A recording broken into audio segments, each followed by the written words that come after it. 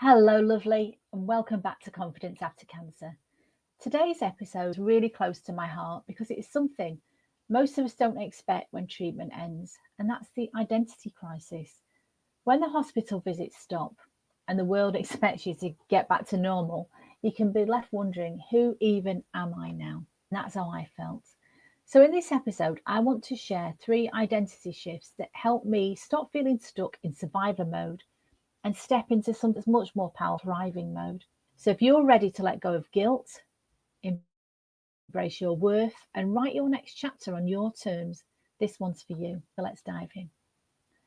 The first point I want to make is thinking about going from being a patient to being the whole person, because you are so much more than your diagnosis or your medical history.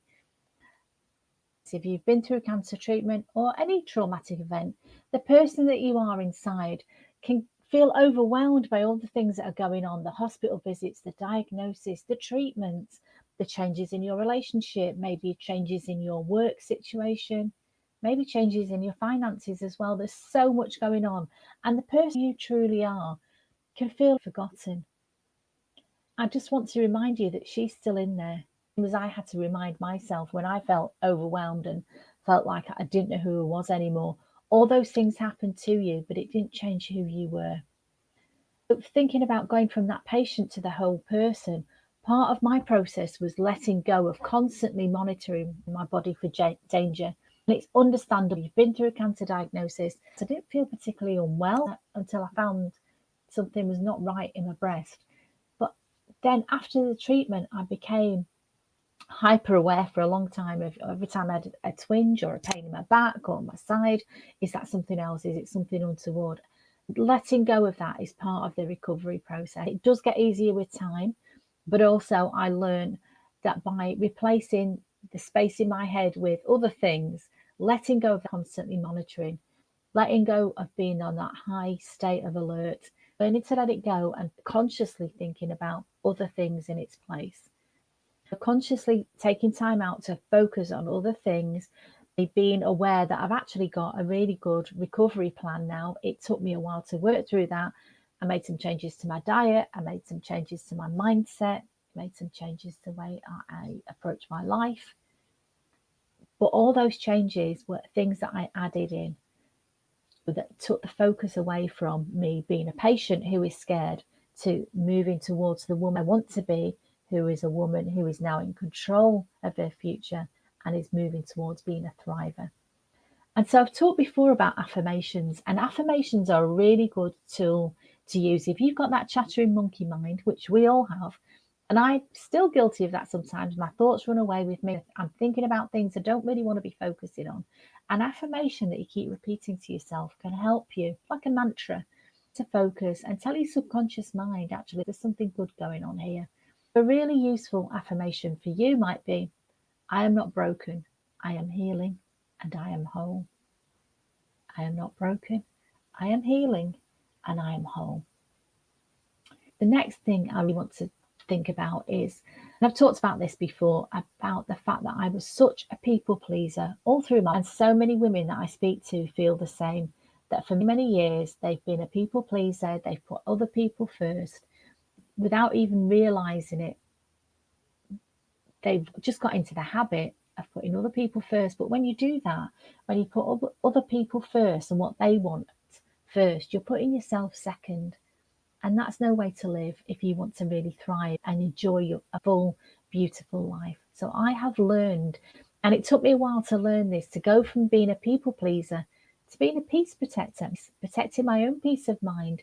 I no longer do things I don't want to do and then feel resentful afterwards, because that's not how I want to live.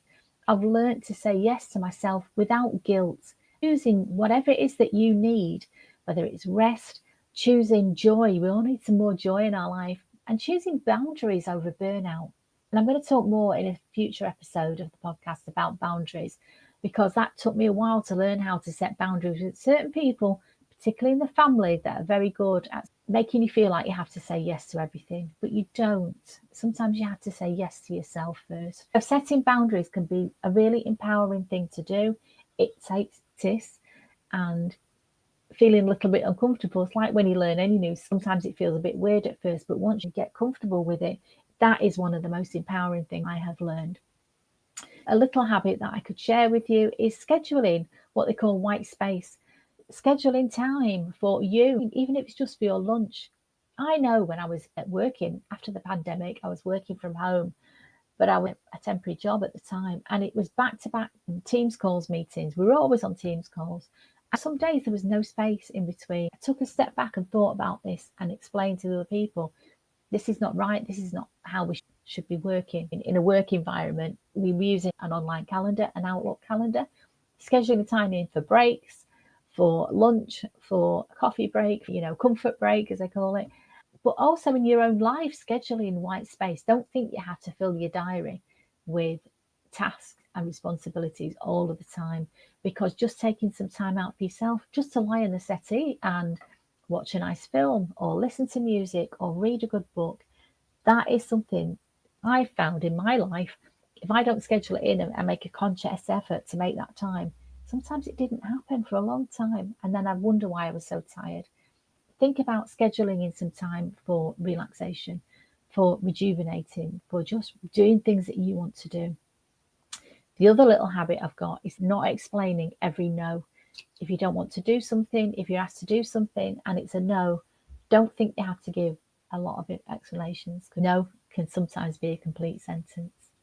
The third point I'd like to make is thinking about going from that identity of a survivor, of being a victim almost. I was like that for a while, and it's completely understandable. There's no judgment here, you know me.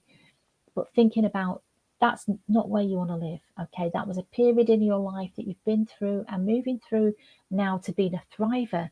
What does that woman look like? Spend some time thinking about that woman who I want to be, who's a thriver, living her best life, doing everything she wants to do with her life, and being really mindful of the fact we've got limited time on this planet. What do we want to be doing?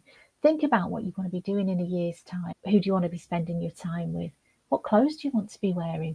Who do you want to be around? What work do you want to be doing? If you're truly living as a thriver, what does it look like for you? And if there's a huge gap from where you really would like your life to look like and where you are now, how do you get from there? You're not alone. You don't have to work this out on your own. There are people around you who can help you, maybe friends, family, a counsellor, a coach, whatever. It's thinking about identifying you as a thriver. What do you look like? What are you doing? What are those daily habits that make you a thriver? Are you taking care of yourself? Are you eating good nutrition?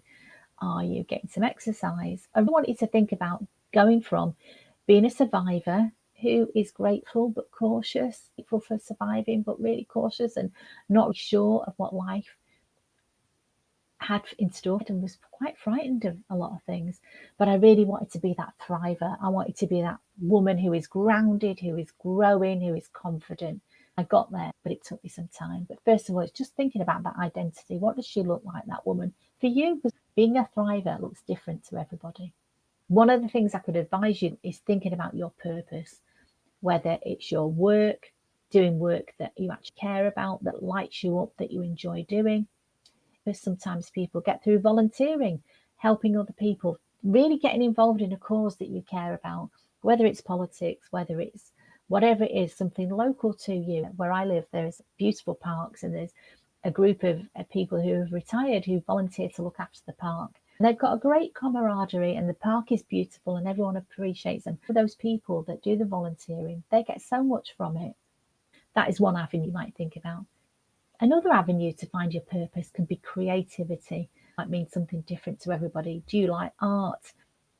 Do you like making things work? Do you like crochet? Do you like music? What is it that you are creative with? Do you like cooking? What is it that creativity can bring into your life? The more you can make space for creativity and really embracing that side of yourself, that will help you to become a thriver. That will help you to become the grounded, beautiful woman that you want to be.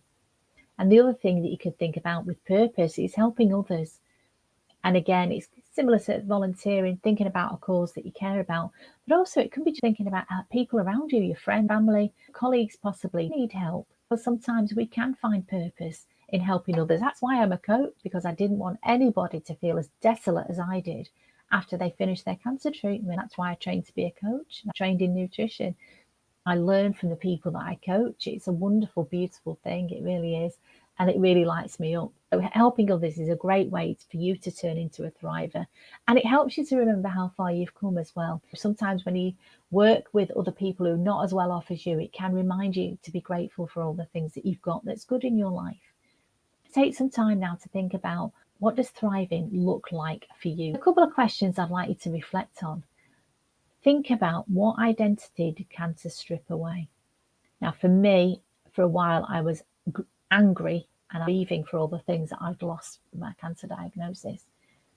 But I had to let that go to move forward. I had to go through that process. It was just like a bereavement. And part of me felt like it had died and was never coming back. So what identity did cancer strip away? But which ones do I want to reclaim? Because, as I say, she's still in there, the person that you are. And you want to reclaim that now and be proud and make those parts of your life bigger and better and bolder. And think about the question, if I gave myself full permission to thrive, what would change? What would I stop doing? What would I start doing if I really wanted to thrive? If you sit with that question, if I gave myself full permission to thrive, what would change? I'd love you to think about that. I hope this episode has spoke to you, and I would love to hear about the identity shifts that you are making in your life.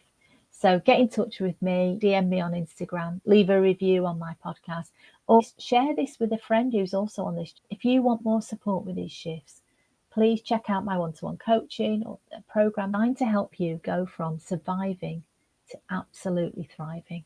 So until next time, stay kind to yourself. You're doing better than you think you are. Stay safe, stay sane. Thanks for listening.